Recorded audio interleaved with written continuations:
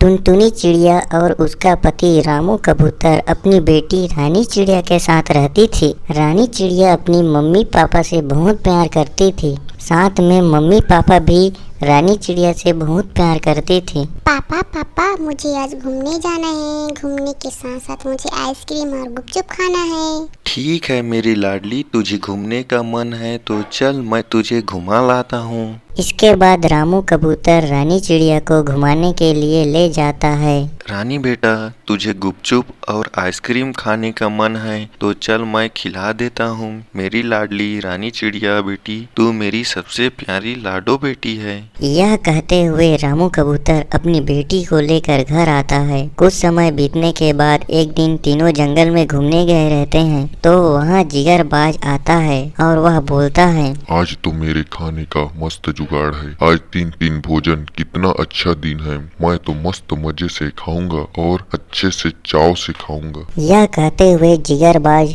तीनों के पास जाता है और रामू कबूतर टूनी चिड़िया को पकड़कर अपने साथ ले जाता है। रानी चिड़िया रोते हुए मम्मी पापा कहते हुए उन्हें देखते रहती है। बीच जंगल में ले जाकर रामू कबूतर और टूनी चिड़िया को मारकर जिगरबाज खा जाता है। इधर रानी चिड़िया रोते हुए बोलती है, अब मैं अकेले क्या करूँगी। मेरी जीने का सहारा मेरी मम्मी पापा को कहाँ ढूंढूं, मैं कहाँ जाऊँ, क्या करूँ। इसके बाद रानी चिड़िया जान देने की सोचती है और वह नदी के किनारे पहुंच जाती है। वह जान देने वाली रहती है तो उसे एक आवाज आती है, रुको बहना, तुम यहाँ क्या कर रही हो।